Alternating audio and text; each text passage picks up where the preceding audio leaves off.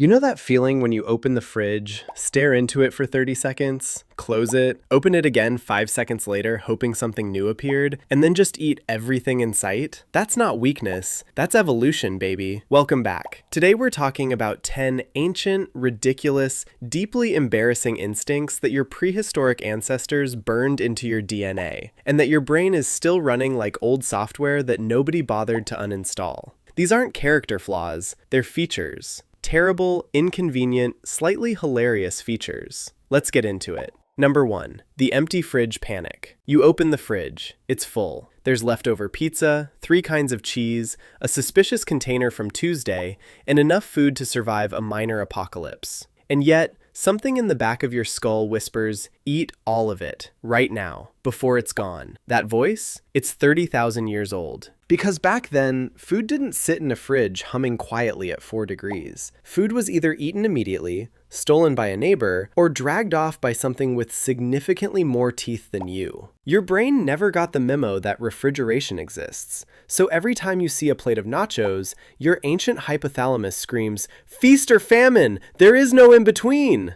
This is also why the chip bag is always empty by the end of the movie. You didn't eat them. Your inner caveman did. Number 2. Fear of the dark. It's 2 in the morning. You hear a noise. Maybe it's the cat. Maybe it's the radiator. Maybe it's literally just the house settling. Doesn't matter. Your heart rate just hit 140. Your pupils are the size of dinner plates, and you're gripping your phone like it's a weapon. Here's the thing. In the Paleolithic era, a sound in the dark was almost never the radiator. It was a predator. Something large, hungry, and extremely motivated. Your ancestors who heard a rustle and thought, probably nothing, did not pass on their genes. The ones who bolted in blind terror and hid under a rock, those are your grandparents, times 10,000. So yes, you're a grown adult who needs a nightlight. You're also statistically the last link in a very successful survival strategy. Number 3.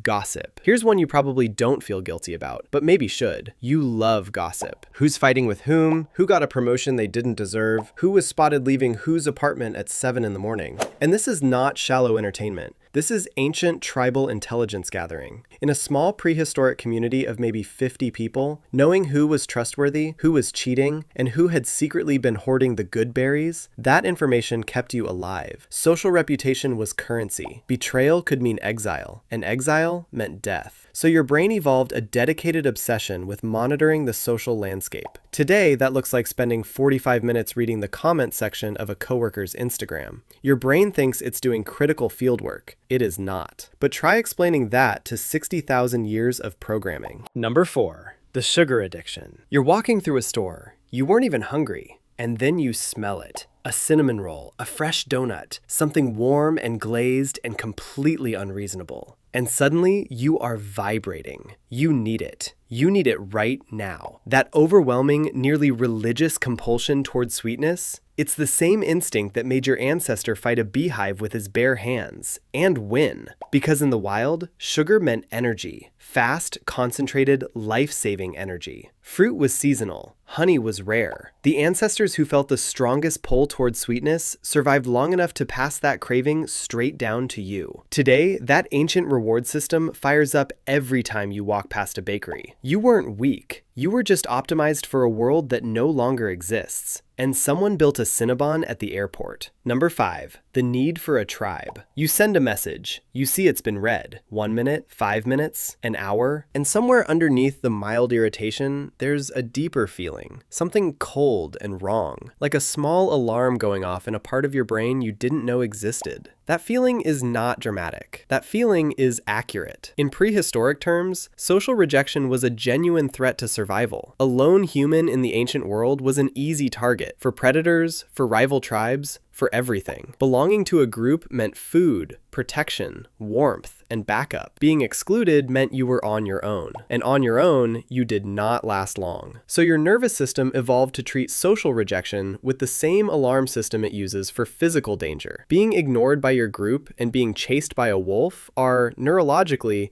in the same threat category, which is why a bad interaction on social media can ruin your entire week. Your brain thinks your life might be on the line. It's not, but try explaining nuance to the amygdala. Number 6. Staring at fire. You're at a bonfire, or maybe just watching TV with the lights off. You haven't moved in 40 minutes. You're not thinking about anything in particular, you're just watching. The glow, the movement, the light in the dark, and you feel, weirdly, completely at peace. This is one of the oldest instincts on the list, because fire is one of the oldest human technologies. For hundreds of thousands of years, a controlled fire meant safety. It meant warmth, cooked food, a perimeter that predators wouldn't cross. Sitting by the fire meant you were in the safest possible place your world had to offer. Your brain still recognizes that signal. Every glowing screen in a dark room sends your nervous system the same ancient message. Safe zone. All threats neutralized. You may now relax completely. You're not addicted to Netflix. You're just sitting by a very flat, very complicated fire. Number 7. Hoarding junk. You have kept every USB cable you've ever owned. You have cables from devices you no longer own and cannot identify. You have 17 reusable bags in a drawer, 3 broken umbrellas, a jar of rubber bands, 50 paper napkins from a fast food chain. You will never use any of this. You cannot throw it away. This is the gathering instinct, one of the most powerful behavioral programs in the human genome. For the vast majority of human history, you used what you found, you saved what you could, and you discarded nothing that might possibly, theoretically, in some distant future scenario, be useful. A sharp rock could become a tool. A piece of sinew could fix a trap. Waste was simply unaffordable. Today, that instinct manifests as a genuine emotional difficulty throwing away the box your headphones came in, because it's a really nice box,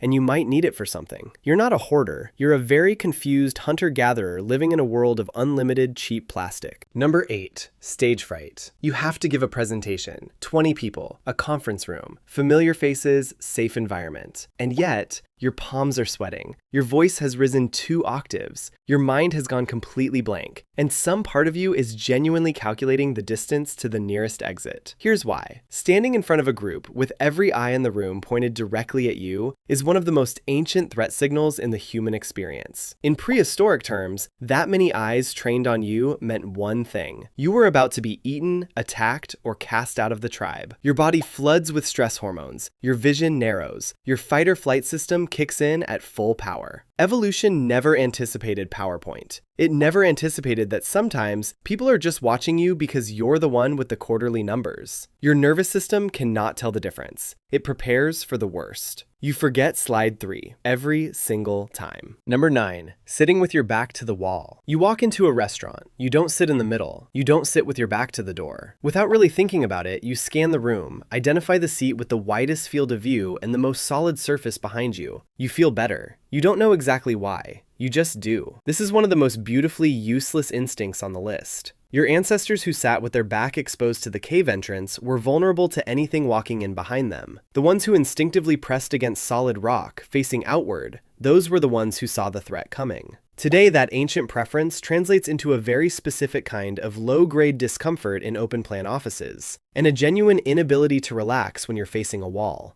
You are not being paranoid. You are being a perfectly calibrated mammal in the wrong century. Number 10. Laziness. You know you should do something. You have a list. The list is real. The list has things on it. You are not doing them. And here is the uncomfortable, liberating, completely scientifically defensible truth. You are making a biologically correct decision. For most of human history, energy was not something you wasted. Calories were hard to obtain and dangerously easy to burn. Every unnecessary movement was a net loss. Your body evolved to conserve energy aggressively, to rest whenever rest was possible, to avoid exertion that served no immediate survival purpose. The drive to do as little as possible when no urgent threat is present, that is not a personality flaw. That is a deeply rational energy management strategy designed for a world where you might need to sprint away from a predator at any moment. The problem is that moment never comes anymore. So your ancient survival system just sits there,